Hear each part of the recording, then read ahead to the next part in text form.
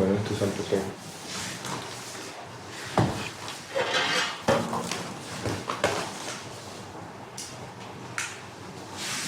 ¿Por qué te decidiste a tener una experiencia con un taller de transmitir o estimular a alguien a la creación? Eso fue en Buenos Aires la primera vez, cuando dejé de trabajar en una editorial como jefe de redacción de revistas de entretenimiento. Entonces tenía necesidad de ganarme la vida y entre otros recursos se me ocurrió hacer un taller. Para eso me asocié con una amiga que era profesora de literatura, traductora, que tenía, digamos, los títulos adecuados como para convocar gente con cierta legitimidad. Entonces nos reunimos, preparamos unas consignas de las más triviales, tipo taller común. Hicimos un poco de propaganda y conseguimos 4 o 5 alumnos. Empezamos a trabajar con eso. Entonces sobre la marcha me fui dando cuenta del poco significado que tenían esas consignas. No tocaban las cosas esenciales. Las consignas... Porque, ¿cuáles son las consignas comunes de un taller común? Son todas formas de juegos a partir de la palabra, o de textos ajenos, siempre en función de la palabra y no de lo que hay atrás de la palabra, no de lo que es la materia prima de la literatura exactamente. Entonces, dentro de las consignas iniciales a mí se me ha ocurrido poner alguna basada en mi experiencia, como el relato que puede salir de un sueño. Y vi que eso resultaba mucho más que las otras, que eran más movilizadoras. Entonces ahí se me fue ocurriendo como un proceso lento, con el tiempo, a ir eliminando las consignas que tenían que ver con la palabra y trabajar con las consignas que yo iba rescatando de mi experiencia personal. ¿Tu experiencia personal como creador? Como escritor, sí.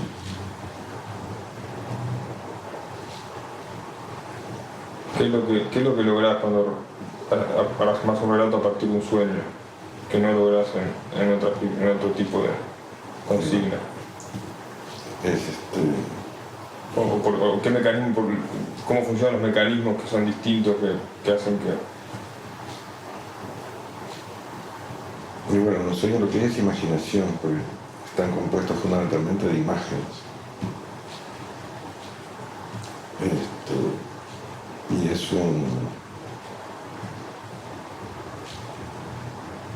uno de los pocos vínculos para alguna gente más o menos habituales con el consciente,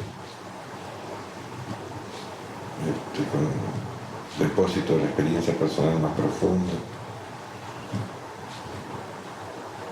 todo lo que es la materia prima esencial de lo que es el arte, sea para la literatura o para cualquier otra actividad. Que el arte es, entonces ahora dijiste 1000 veces, pero en otros lugares. El arte es hipnosis. Y en otras palabras,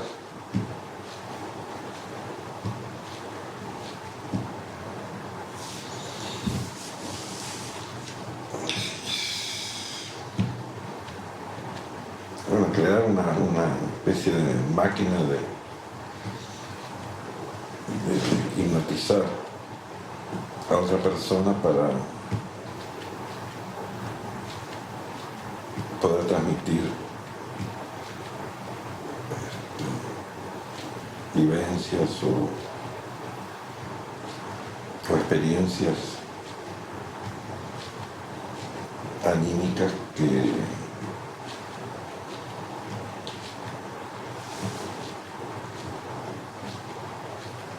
que no se traducen en hechos perceptibles. O sea, es como una envoltura, vos escribís una historia y la historia que escribís es como una trampa que mantiene el interés del lector para que en ese estado de interés vaya creyendo lo que está leyendo y vaya bajando los niveles críticos, como para empezar a aceptar y a recibir cosas que no están explícitamente en el texto.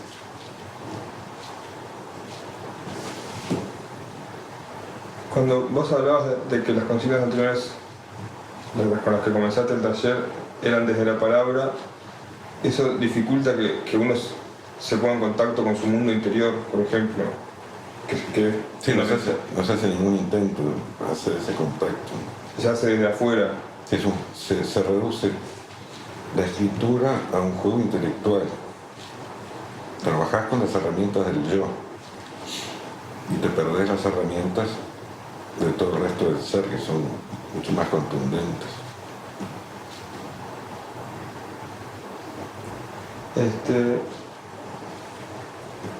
Por ahí leí en una de las páginas de uno de los talleres, creo que de Doneto, que lo que buscan las consignas es profundizar en el mundo interior, uno profundiza en su mundo interior. Entonces eso, de alguna manera, implica navegar el inconsciente, o ponerse en contacto con el inconsciente de uno, o sacar cosas de ese inconsciente. Claro. Y tú después cuando recibís eso de la consigna de alguien que va a tu taller, ¿cómo haces para evaluar cuando uno navega o no navega? O sea, ¿qué es la etapa previa que tenés que hacer como para conocer, cómo lográs conocer a la persona que está escribiendo, y como para captar cuándo esa persona navega en su inconsciente o se conecta o cuándo no? Ahí tenés que hacer una especie de proceso terapéutico con el individuo, tenés herramientas puede ser el psicoanálisis, tenés como... No, es todo percepción. Todo intuitivo. Sí.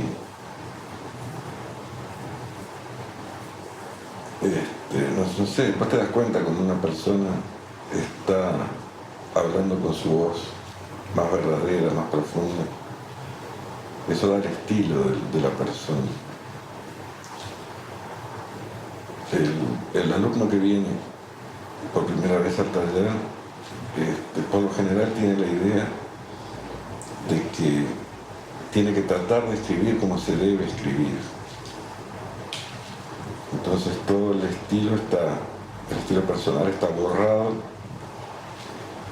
y lo que recibís del alumno son esfuerzos por meterse en un estilo convencional, que es lo que él cree, que es lo que él recibió de distintas fuentes, que es cómo se escribe. Todo eso hay que destruirlo y conseguir que el alumno pueda expresarse con su propia voz, su propio estilo. Bueno, vos te das cuenta cuando una persona está tratando de conseguir una voz convencional o cuando está diciendo las cosas tal como las siente.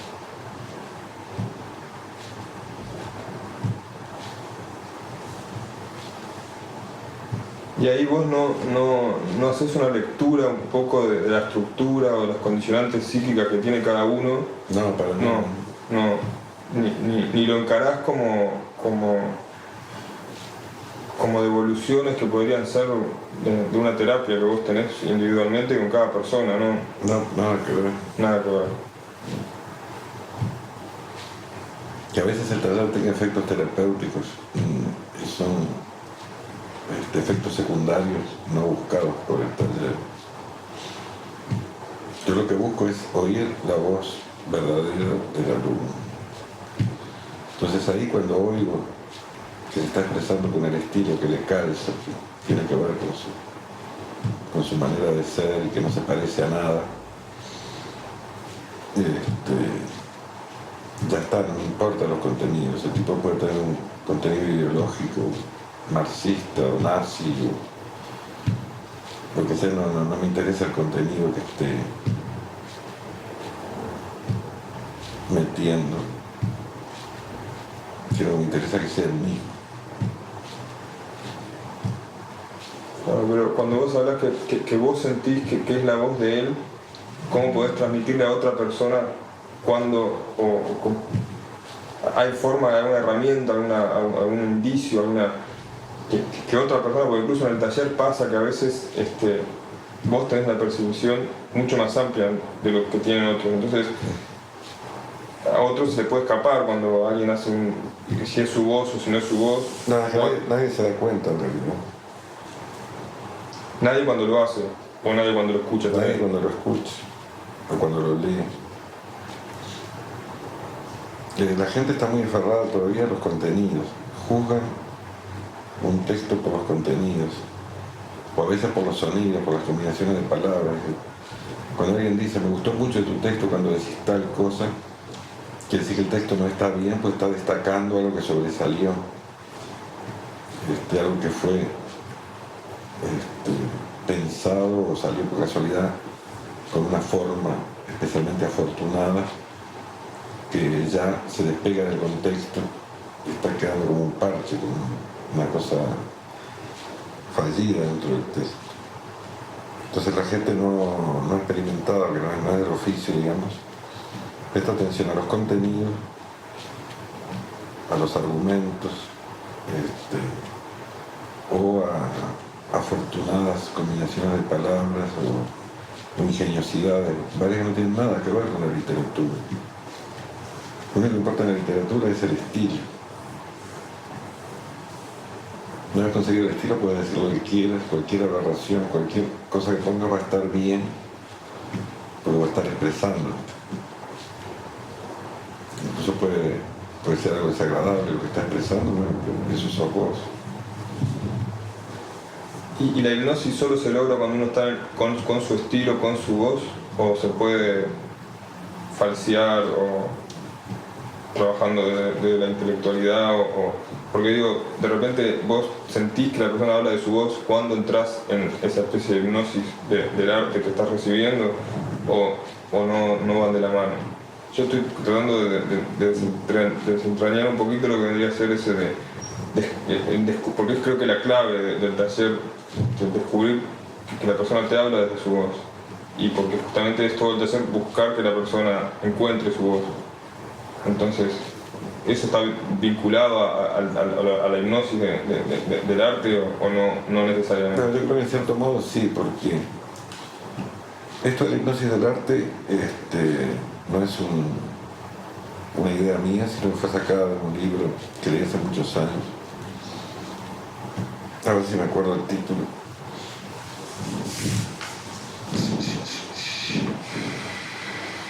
Se me borró en este momento.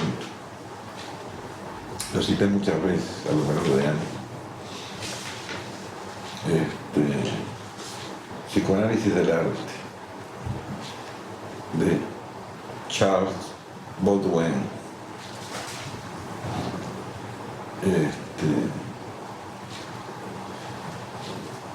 Y el tipo va más allá. Lo que dice es que, por ejemplo, cuando miras un cuadro, la forma del cuadro obliga a los ojos a hacer un recorrido preestablecido.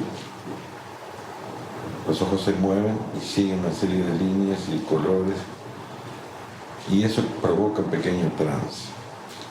Y en ese trance lo que uno recibe es algo que no está en el cuadro, sino que es el alma del autor.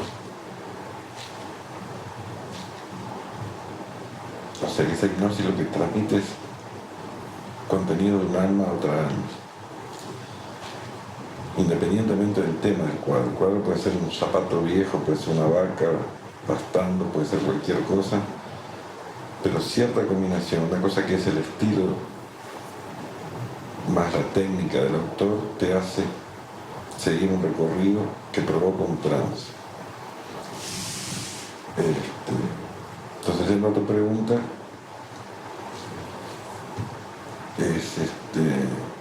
me parece que sí, que si el texto está logrado, yo entro en ese tipo de trance, que no es el trance habitual de quedarse dormido, que alguna vez me dormí, con los relatos de Mónica, por ejemplo.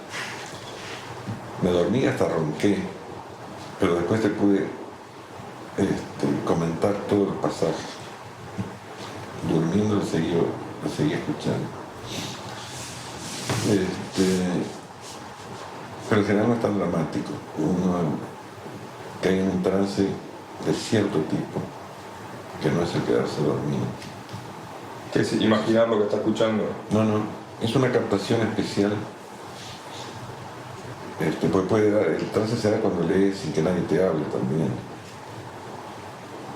Es simplemente una idea contemporánea del trance es que cualquier forma de concentración es un trance. Tú estás concentrado estudiando, estás en cierta forma en un trance. Si estás hablando ahora conmigo, estás prestando atención, estás en cierta forma en un trance. No hay un tipo de trance que es específicamente artístico, literario, pictórico.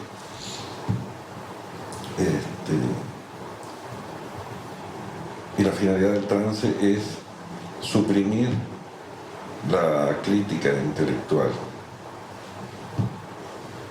Entonces vos estás creyendo lo que ves, estás creyendo lo que lees, estás creyendo la película cuando estás en el cine. Crees que eso está sucediendo. Eso atrapa la atención de tal forma que el autor en ese momento, bajo cuerda, no se sabe cómo, te transmite los contenidos de su alma. Entonces lo que vos obtenés de un cuadro, de un libro, de lo que sea, es algo que no está a la vista.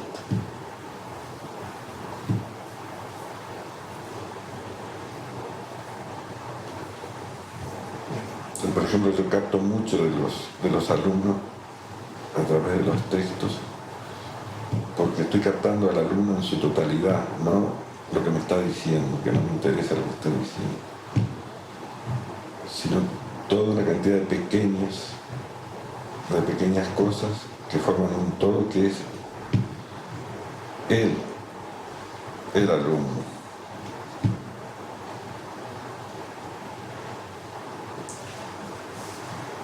Se me fue una pregunta que... ¿Pero entendés algo de lo que estoy diciendo? Sí, sí. Me parece que es un poco confuso. No, hay cosas que están claras, otras... Por ejemplo, vos a veces soñás con una persona y cuando te despertás te das cuenta que la imagen no corresponde con la persona que soñaste. Pues es fulano, pero la imagen podía ser cualquiera, o apenas se veía, o no era, podía ser otro. Una persona que te pasó eso.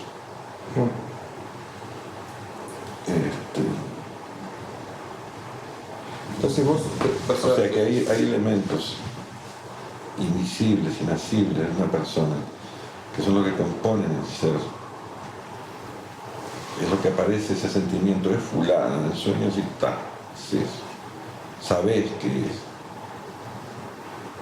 Pero no sabes por qué, porque la imagen no corresponde, la situación no corresponde, pero es esa persona.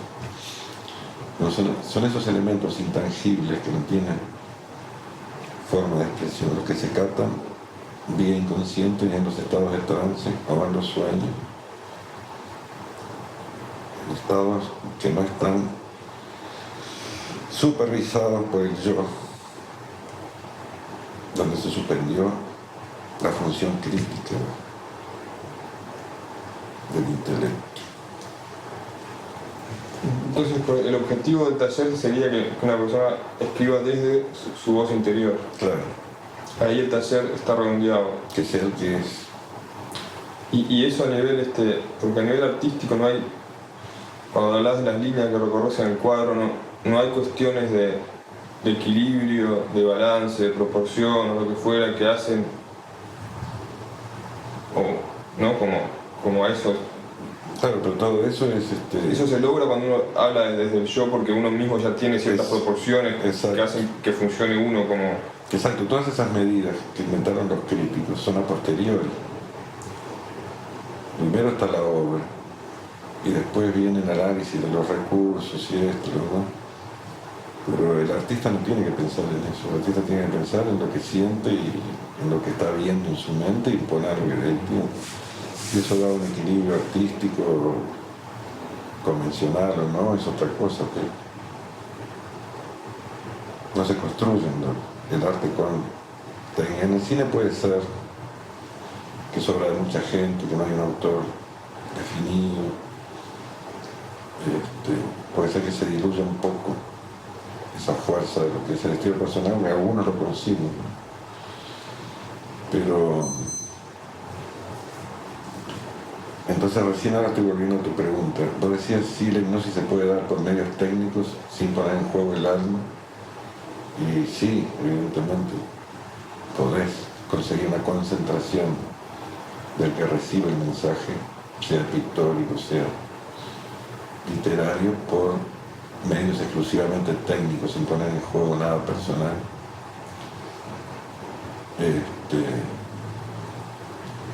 Pero eso para el yo es muy difícil de lograr, da mucho trabajo, y el resultado no sé cuál es. O sea, hay obras que te encantan, así que son exclusivamente intelectuales, pero no sé bien qué es lo que queda de eso.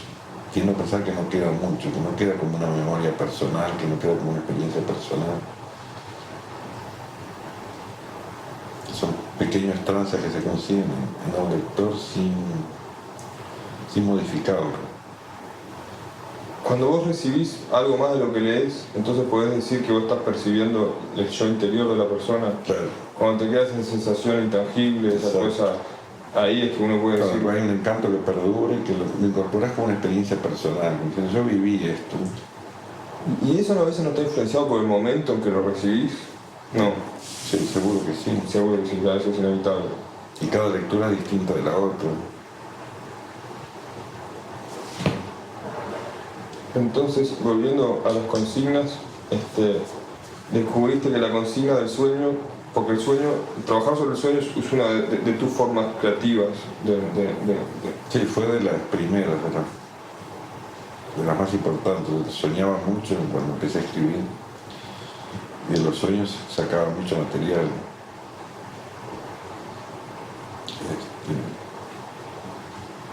Y fue la primera experiencia personal que se me ocurrió poner como consigna, porque fue muy importante. ¿Me puedes parar un segundo para buscar un bocadillo? ¿Estás borrando todo? No, ya está, es un track 2. Ahora. De repente estoy borrando todo, pero ahí figura un 2.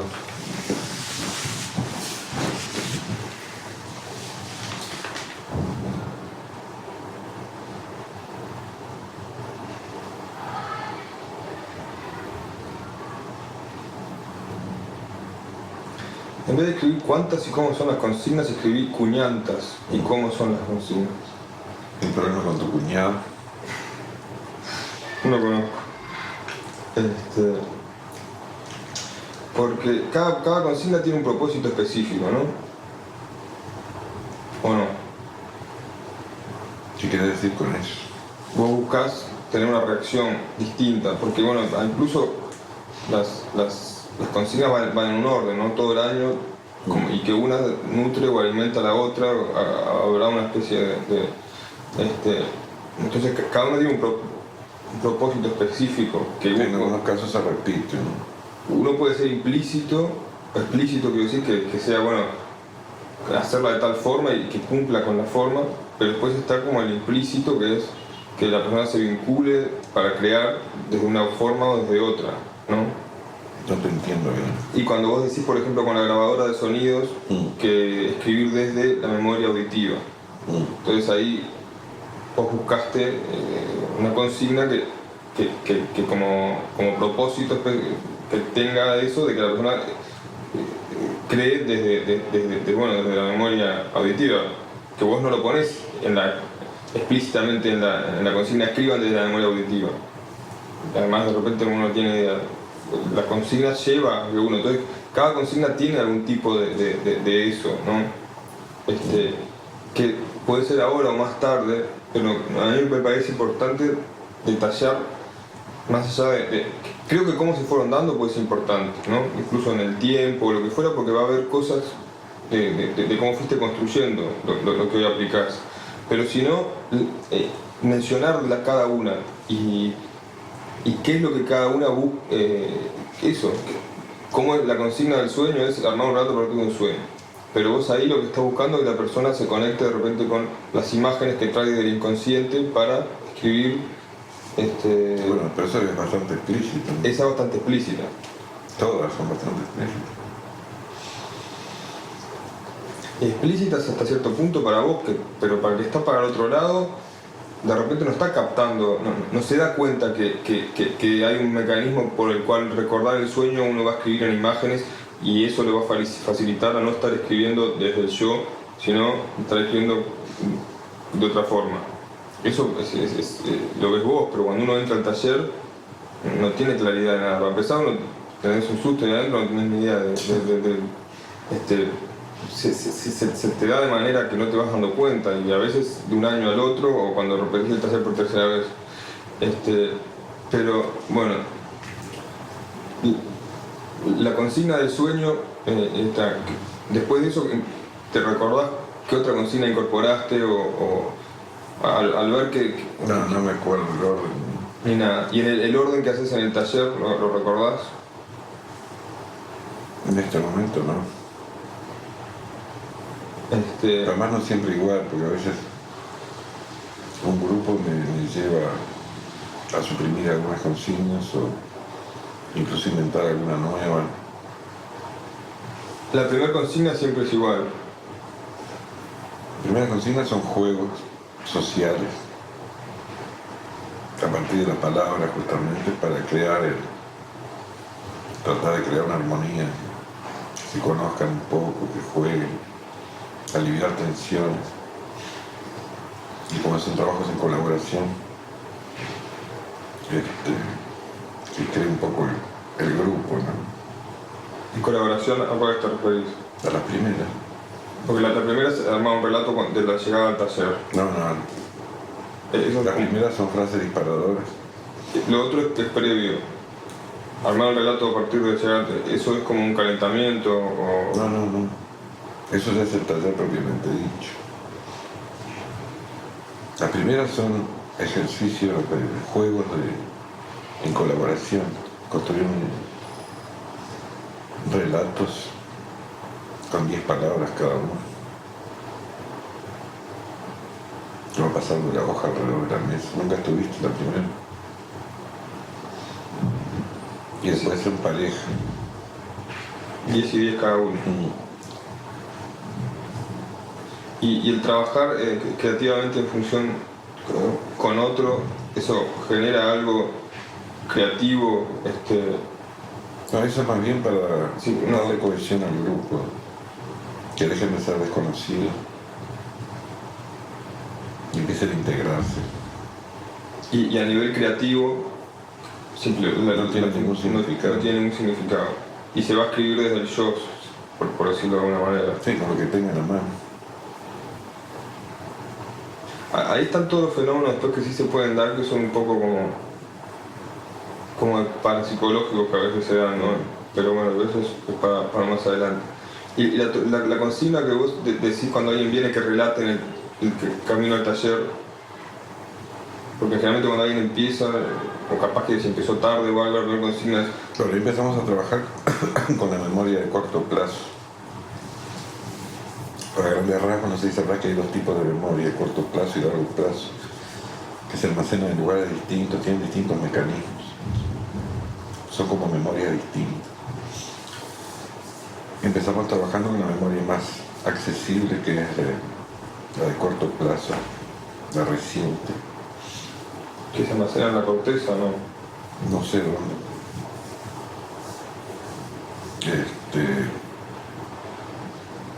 Y eso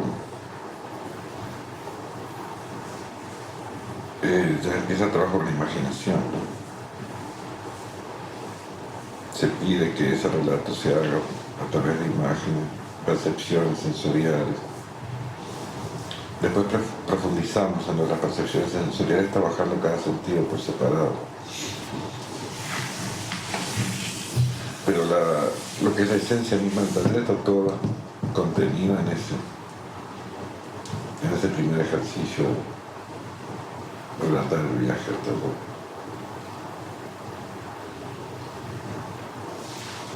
Con ese solo ya podían no volver más. Tienen todo el taller en sus manos. Porque tú cuando presentás esa consigna pones como pautas orientativas, ¿no? Porque en general los primeros trabajos hablan de no abarcar demasiados hechos, de trabajar el tiempo en una medida más como corta, describir un periodo de tiempo corto de una manera rica, tratar de escribir manejando lo que uno percibe de diversos sentidos, no solamente visual o fuera. Y tú cuando das esa pauta, ¿no? ¿Qué es lo que buscas? Porque ahí estás dando la información desde el yo, ¿no? O sea, te estás dando una forma de comportamiento o una guía para, ¿no? ¿Qué es lo que buscas? Pues sí, porque ahí no estás Busco conectarlo con la imaginación. La imaginación es el puente, es el inconsciente.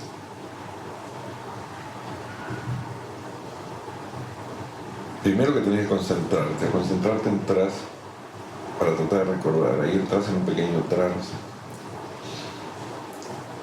Y si lo haces bien, empezás a ver tu pasado inmediato a través de imagen. Estás en plena creación.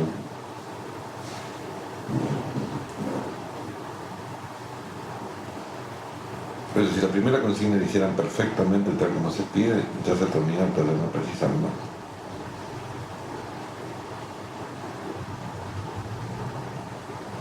Todo lo demás son variaciones sobre el mismo tema.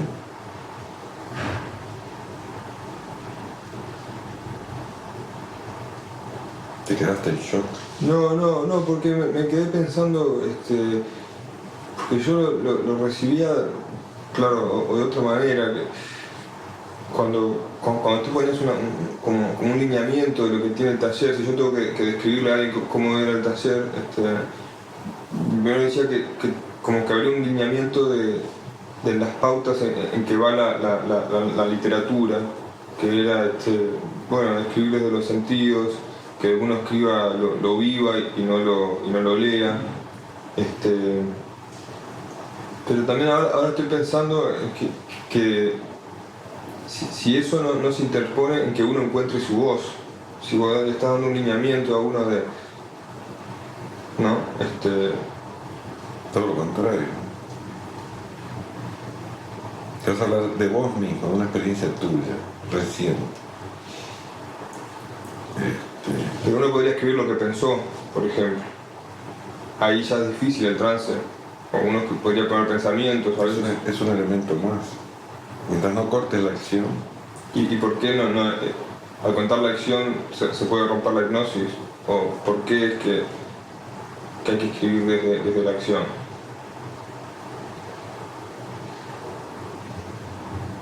A ver si te entiendo. Y vos en el taller, uno a veces tiende cuando empieza a escribir, uno sabe, puede poner lo que pensó, poner grandes pensamientos, irse en el tiempo o una acción pequeña y después un pensamiento largo, y vos de entrada tratás como de poner ciertas pautas en las que guiarse que ya sacan eso para afuera. Porque incluso a veces creo que mencionás, tratar de no echar pensamientos de una manera muy extensa, sino Claro, pues ahí se produciría un cambio de género. Si yo estoy pidiendo una acción y vos cortás la acción, interrumpís el time y entras en una divagación filosófica que ya no es estrictamente literaria. Nosotros trabajamos para desarrollar la imaginación.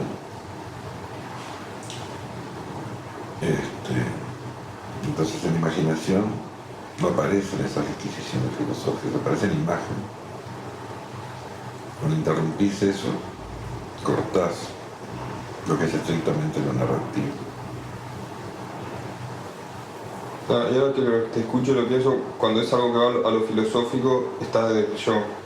Entonces, ¿no? Desde el análisis, desde lo racional, y entonces ahí ya estás como dificultando el mensaje incorporado, el inteligible, porque justamente es un proceso completamente digerido de lo que vos crees, y entonces al poner lo que vos pensás, es como intelectualizar tu interpretación de lo que vos sos, y no... Sobre todo cuando no se consiguió todavía el estilo personal. Cuando vos conseguís el estilo personal, podés escribir sobre cualquier cosa. Puedes hacer abstracciones, puedes hacer filosofía, puedes hacer lo que quieras, que a fuerza de estilo mantenés todo en un equilibrio. ¿Y esa disquisición del estilo personal vos la hiciste en ti mismo? ¿En algún momento que vos dijiste, ya tengo un estilo? O sentís a veces, si no estás escribiendo desde tu voz, o naturalmente tuviste una conexión fluida con... En ningún momento se me ocurrió que podía escribir con una voz distinta de la mía. Alguna vez escribí algún texto, incluso está publicado, de escribir cómo se debe escribir y no como yo escribo. Texto muy pobre. Que alguno desde que cuando comenzaste o ya más adelante en el tiempo? No, mucho más adelante. Por alguna situación especial.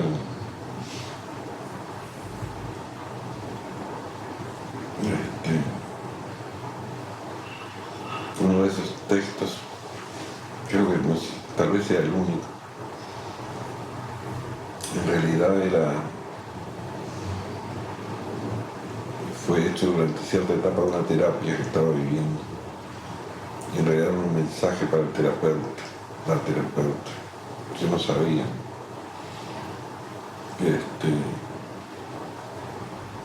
Es más, cuando se lo diera a esa reconocida, se mataba de la risa. Aparecía, la terapeuta parecía como un bolichero, o como un borracho en un boliche, no me acuerdo exactamente.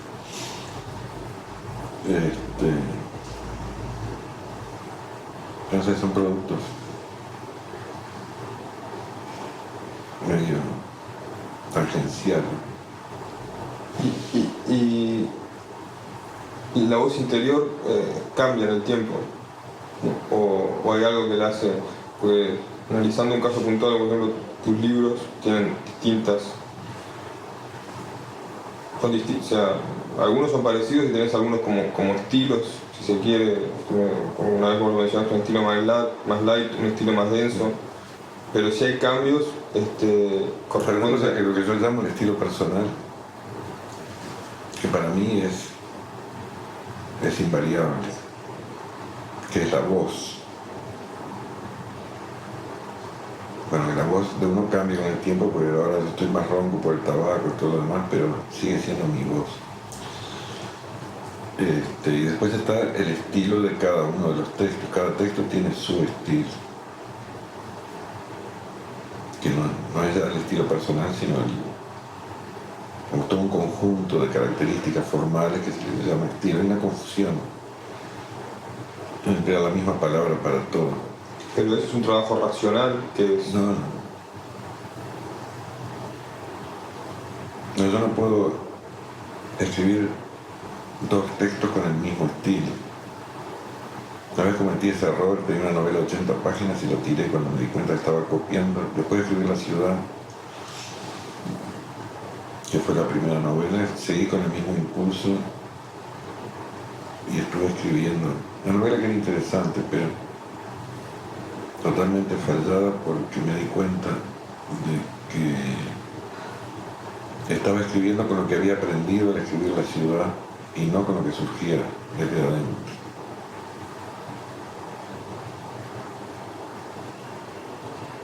Entonces me pareció falso todo el tiempo. No sé si se vienen a destruirlo, pero fue lo que hice.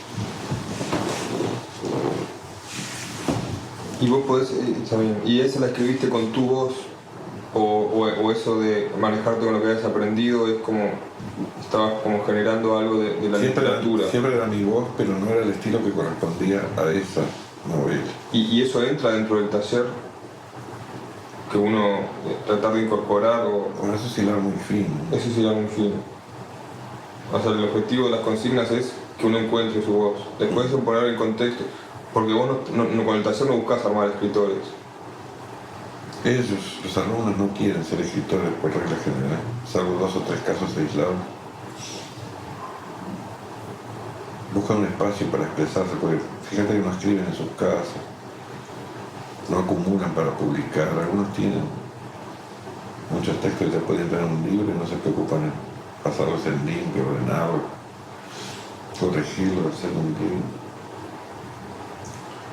Entonces, en un principio pensaba que el cometido del taller era crear escritores, pero después me di cuenta de que no, porque no quieren.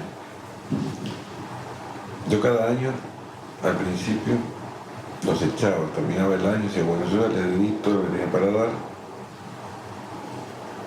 se acabó. Pero los tipos venían al año siguiente, insistían y me convencían y venían de nuevo el taller. Y armaba el taller de vuelta con muchos alumnos repetidos. Entonces fui dando cuenta, el tipo que tiene un espacio. No es la literatura su actividad principal, ni su vocación principal o su objetivo principal, pero le da algo que necesitan transmitir, compartir, espacios humanos. Eso se da en casi todos los talleres, incluso los talleres que me resultan los más perjudiciales y todo más, sin embargo se da lo del espacio. La gente queda fascinada con sus profesores, sus talleres, sus compañeros. Necesitan eso. Y al principio yo despreciaba todo eso, y después entendí que no es función, es una necesidad que tienen los tipos. ¿Y por qué se lo voy a negar? Que trasciende completamente lo literario, es una necesidad humana. Sí. Y esa fascinación con el profesor o con el tallerista es importante para los compañeros también son. Pero y con el tallerista es importante para el proceso de que uno se conmueva de determinada forma o así. Entonces de repente es lo que en la terapia se llama transferencia. Y vos poner proyectar imágenes del inconsciente en el que dirige el taller, como se proyecta en el terapeuta. Eso le permitirá una mayor seguridad para moverse con su propio inconsciente. Pero no es un fenómeno que me haga muy feliz, ¿no? Ni lo manejás. No. No es que conscientemente trates de como una relación terapéutica. No, es más, creo que como no lo sé manejar, creo que me crea problemas psíquicos a mí. Pero hay mucha carga transferencial en sí. Por eso también pienso a ver si puedo reducir a un solo taller. Vos, hay una cierta distancia tuya con los alumnos, pero eso es no es algo que esté como racionalmente pensado porque eso provoque mejor o no. Eso es una forma tuya de defenderte ante esas personas que están ahí, Mira, cuando plantearte. Estoy en mi casa y llega la hora del taller y tocan timbre, yo cambio de personalidad, entro en el rol, sin pensarlo, automáticamente, espontáneamente, sale una personalidad que es la que hace el taller. ¿Que fue la misma que hizo del primer día taller? ¿O te fue cambiando? No. Que mi yo habitual no sabe hacer un taller, se asusta de los alumnos, saldría corriendo. Por ejemplo, cuando estaba en Colonia, me enteré de que el taller que ellos tenían, municipal, en la Casa de la Cultura, se había quedado sin dirección por un cambio de gobierno que hubo, una vez sido asignado a profesores, todo eso. Entonces no tenía algún amigo que participaba en ese taller, le dije, no, si están sin nadie, yo me ofrezco, mientras no le designe el profesor, puedo estar. Entonces transmitió mi idea, dijeron que sí, que iban a probar, iban a estudiar, porque yo tenía que dar una especie de examen. Entonces fui ahí a la Casa de Cultura y me encontré con una mesa con cantidad de gente, de 14, 15, 16, no sé cuánto. Y me entró un pánico total, y yo acá no puedo hacer nada. No podía ni mirarlo, ni levantar la vista. Me pusieron ahí a la cabecera. Entonces el inconsciente tomó la posta, fabricó una personalidad, un rol, y la persona tenía más cerca, una señora que estaba sentada a mi derecha. Y digo, bueno, vamos a ir viendo estas aspiraciones de cada uno. Entonces les pasé la pelota a ellos y uno por uno fueron hablando con mucho entusiasmo, porque estaban en el taller, cuáles eran sus aspiraciones. Entonces yo dialogaba con uno por vez, iba incorporando, me enteraba del nombre, iba captando la persona, los rasgos, iba interiorizando. Y así cuando se dio toda la vuelta, yo ya estaba en una situación que podía tolerar. Yo podía levantar la vista, mirarlos a todos, decir ustedes ahora. Y creo que me pasa lo mismo cada vez que empieza un taller, ¿no? Tocan timbre y yo cambio de personalidad, me meto en el rol y aparece ahí esa personalidad que puede manejar las dos cosas. Por eso creo que tampoco es bueno para mi salud. Para tu salud. Pero para el proceso creativo de los alumnos, porque una cosa que pasa... Es obvio que yo estoy en una clase de trance mientras dura el taller. Mi yo, no puede enfrentar un grupo tan grande. Ni más de una persona o dos. Pero para el otro, porque en esa relación que uno tiene, creo que como alumno, capaz de encantar, no sé si le pasa a todo el mundo, pero de encantar al maestro o al tallerista o lo que fuera. Y esto un poco lo saco por una interpretación, pero pensando el día de mañana en que alguien ponga un taller literario siguiendo tus consignas.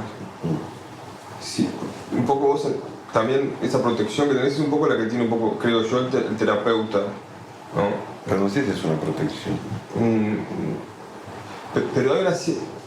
O capaz que tiene que ver con tu propia personalidad fuera, pero hay una cierta distancia y una manera como... No sé, lo que produce en uno es una dificultad para conocerte. Pero también creo que eso lo hace a uno trabajar, y cuando trabaja le despierta cosas como para que lo motivan en la creación, no sé cómo explicarlo. Pero vos estás hablando de que percibís a un tipo que está en estado de trance, percibís el desdoblamiento.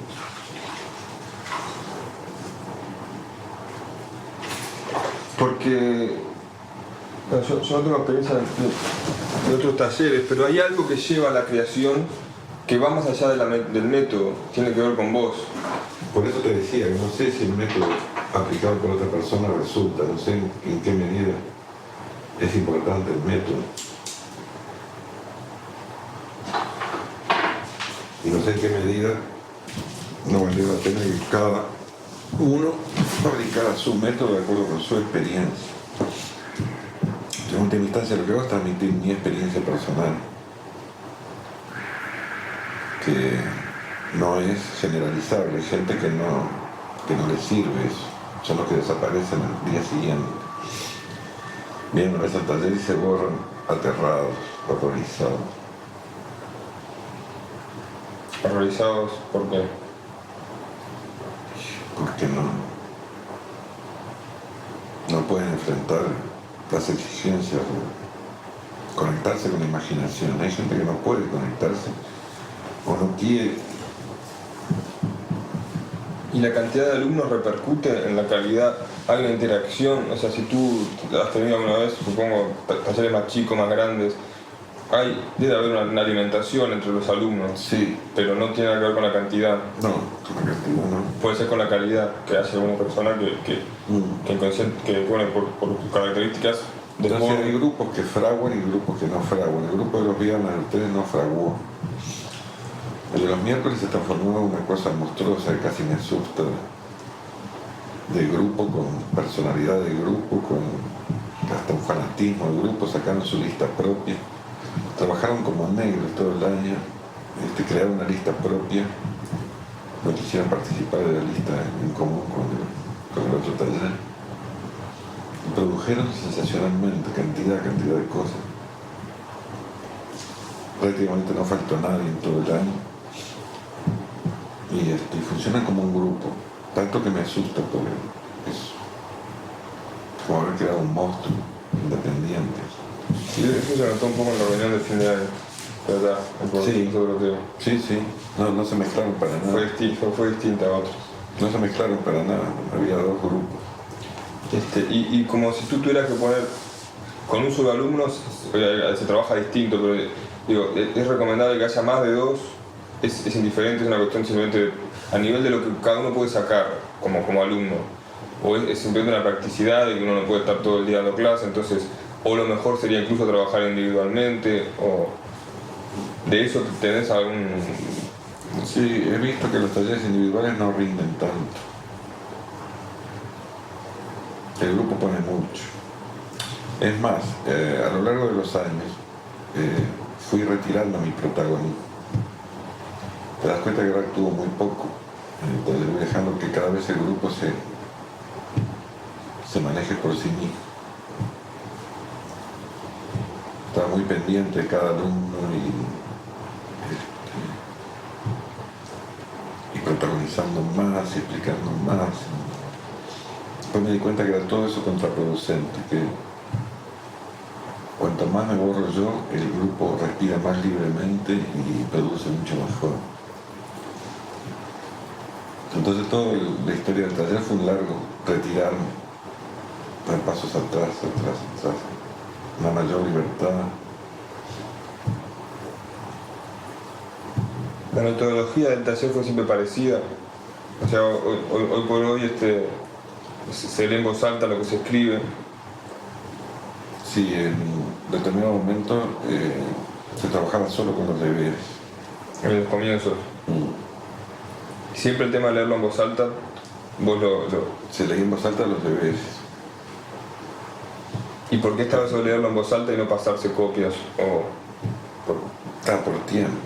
por tiempo? ¿No hay algo que le ayude a uno a leer en voz alta su propia obra como para aceptarse, o un proceso como de sacarse ciertas timideces o exponerse al grupo y eso le ayuda a crecer como escritor? No como escritor, sino como miembro del grupo. Por eso te digo, no pienses en términos de escritor, después no quieren ser escritor. Terminan escribiendo para el grupo. Pero al escribir en voz alta, leer en voz alta no les permite ellos mismos aceptar lo que hicieron y como relativizar un poco. Creo que se vencen algunas timideces. Y lo que reciben del exterior que no sea tan dañino. Además ven las monstruosidades que hacen los demás y piensan que bueno, que después de todo lo de ellos no está tan mal y todo eso. Es un espacio de comunicación que es muy importante para ellos. Y la lectura ayuda a disimular las fallas de puntuación. Muchas fallas del texto, carencias están compensadas por la calidez de la persona cuando lee, todo lo que pone de sí mismo. Muchas veces el estilo personal está en la forma de leer y no cómo escribir. Es muy engañoso eso de leer en voz alta. Y vos estás atento a esa diferencia que puede haber como para sacar información Sí, pues, claro. de devolverle a la persona hacia qué lado tiene que ir para para conectarse con el estilo personal. Claro, si no, este sería un devoto admirador de mis alumnos actores de teatro, por ejemplo. O sea, no, pero quiero decir que vos en la lectura... De una manera tal que es totalmente convincente, casi arrancan aplausos. Y ahí a veces incluso me cuesta poder evaluar. Entonces les pido que lo manden a la lista para leerlo en frío ahí en la pantalla. Ahí recién puedo... Y ahí sacás que eso ininteligible fue vía oral y no vía escrita. Exacto. Eso puede ser un indicio para saber que alguien no se conectó todavía con su cosa personal. Claro. Y además te ayuda a cosas como puntuación, y saber si la puntuación que se corresponde con lo que él quiso. Claro. Todo eso se corrige automáticamente mientras se lee. Y cuando te digo, hay un actor, está frito. Vos nunca en los talleres incorporaste eso que es como uno de otros talleres de ir trabajando sobre ortografía, No, cosas eso, por el estilo desde entrada o... no, eso se da en los talleres de corrección.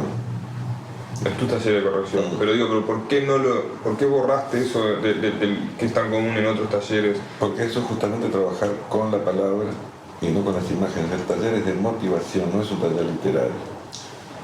No importa en definitiva la literatura, sino que importa la conexión con la imaginación.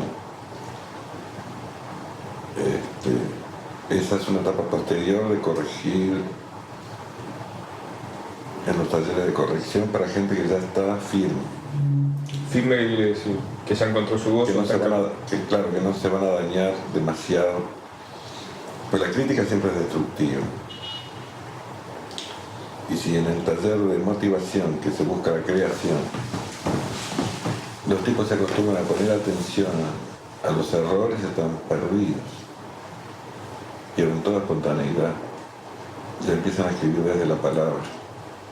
Y el yo crece y no deja expresarse el inconsciente.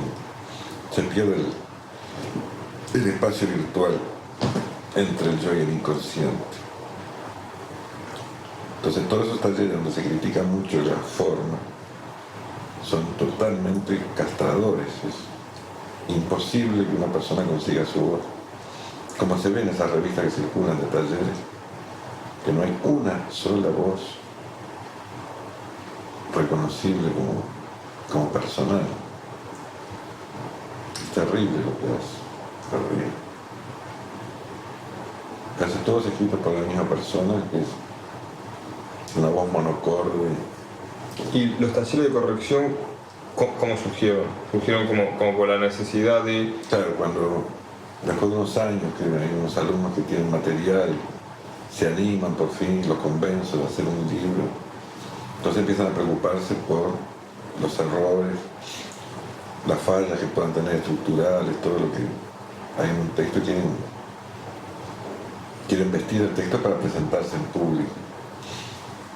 Entonces ahí aparecen los talleres de corrección, donde también pongo mi experiencia en mi propia corrección. ¿A qué se atiende? Eso sí serían para escribir. Eso es más una clase, ¿no? Pero pensando en que el que está ahí quiere ser escritor en la medida que quiere ser público con los... O sea, no sé si escritor, pero por lo menos quiere publicar lo que tiene. Y ahí se trabaja sobre qué cosas. Sobre todo. Porque ahí estaba también lo que hablábamos hoy del cuadro y sobre las formas o las estructuras Ahí se trabaja sobre todo, sobre la estructura, sobre el... Porque uno puede tener la voz interior y de repente hacer cosas que no funcionan. Claro. Sí, repeticiones. Ese es otro trabajo distinto. Repeticiones de palabras, rimas, puntuación, errores de ortografía, erratas, hasta los espacios en blanco yo me fijo. Cuando hay dos espacios en vez de uno, entre dos palabras. Enseñar absolutamente todo lo que son contradicciones lógicas, ¿no? Que no funcionan. Que no funcionan en función a la hipnosis, por ejemplo. Claro, todo lo que te despierta de la hipnosis, todo lo que te hace pensar que estás leyendo y que no estás viviendo una experiencia. Como la rima o la repetición de la palabra. O contradicciones lógicas, cosas como que una persona tenía un vestido blanco y otra tiene un vestido rojo. Hay que atender a todos los detalles. Un trabajo muy intenso que tenés que estar ahí, muy receptivo. ¿Y sobre qué cosas de estas que son del taller de corrección? Porque el tema de las contradicciones lógicas, por ejemplo, en general se marcan cuando uno, después de la lectura sí se marcan en el taller motivacional, hasta cierto punto. Bueno, eso cuando es muy evidente, cuando... Si no, conviene dejarlo pasar. Yo dejo pasar todo lo posible. Y dejar pasar en función del tiempo que lleva la persona también. Al principio, o sea, vos jugás con distinta vara en función del proceso individual de cada uno. Mucho menos exigente que los que recién empiezan. Hasta que no adquieran bien los parámetros del taller, lo que se les está pidiendo, no se les puede exigir en otros terrenos, ¿no? Yo lo que exijo es que presten atención a la consigna. Y cuando haces una atención determinada, ¿vos considerás la personalidad de la persona? Sí. O sea, si bueno, menganito, si soy muy fuerte, sé que, es muy sensible, no sé, o lo que fuera, tengo que ir muy medido. O eso sí es un trabajo que hay. Claro, y después personas de mucha edad que no puedes esperar grandes cambios. Hay que tener en cuenta todo. En cambio, con los más jóvenes, prometedores y vocacionales, soy bastante exigente, ¿no? Exigente porque esa es la manera de que... No sé si es la manera, pero me irrita ver cosas que están mal en tipos que están muy capacitados.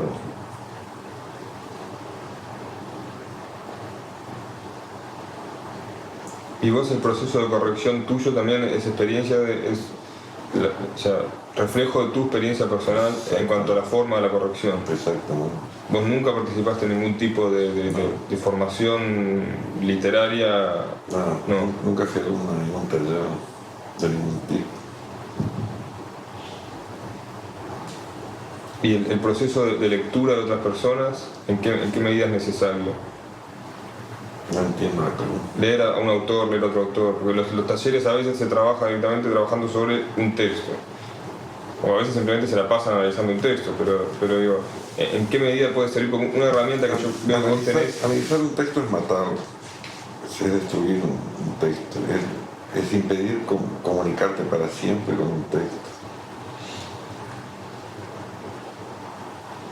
Siempre que lo encares, lo vas a encarar desde el análisis que tuviste previo. Claro. No vas a estar posibilitado de tener tu contacto. No vas a entrar en trance. Ya no vas a... Claro. No, pero porque vos una cosa que creo que influye mucho, que creo que es parte también del taller, no sé si de motivacional o en busca ya de ayudar a ese que quiere escribir, hay una fuerte interacción con las lecturas que vos recomendás. Esos son como medicamentos un poco homeopáticos o algo que le mandás a alguien según su... Sí, a veces me resuena que un texto que alguien escribió y que le puede sonar medio raro tiene cierto parentesco con algún autor que yo conozca y me parece estimulante darle un libro. Por similitud. De ese autor, sí. Puede ser el caso que sea por justamente como si una persona tiene una escritura muy intrincada o algo que precisa soltarse o que tú sentís que tiene que soltarse, le podés dar un libro de alguien que tiene una escritura suelta para, como bueno. Sí, eso es en algún caso, pero en general busco más bien la similitud. Pero vos crees que es fundamental no, para nada. El tema de guiar a alguien con libros o algo, ¿no? ¿Cómo lo manejas tú? Solo que ayuda en cosas como la puntuación, el tamaño de los párrafos, cosas técnicas que se van asimilando sin pensarlo, sin hacer un curso por el solo leer.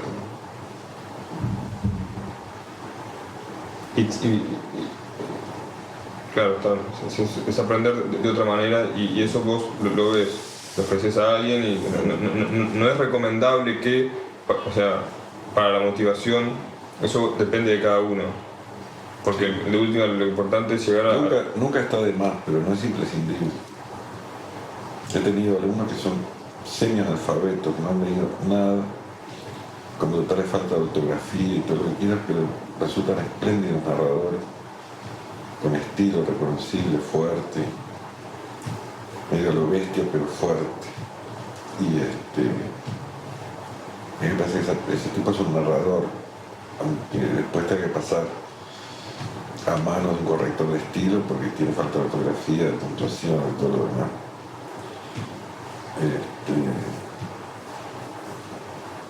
Pero toda la parte de letras, propiamente dicho, es ajeno a lo que es el fenómeno literario, valga la contradicción. El fenómeno literario es contar una historia. Y antes que eso es estar en el mundo como un escritor. O sea, no importa si escribís o no. El primer punto es estar en el mundo con esa percepción del escritor o del artista. Y esa percepción, como es estar abierto, tener un contacto desde el inconsciente con el mundo que te rodea, o ¿por qué? ¿Cómo es la forma de estar del artista? Muy difícil de definir. Quedan 10 minutos. Si entramos en algo, pongo el otro disco o no, ya fue. Yo ya estoy agotado. Podría. Queda pendiente esta pregunta que ya ni me acuerdo cuál es. ¿Cómo es la forma de estar en el mundo del artista?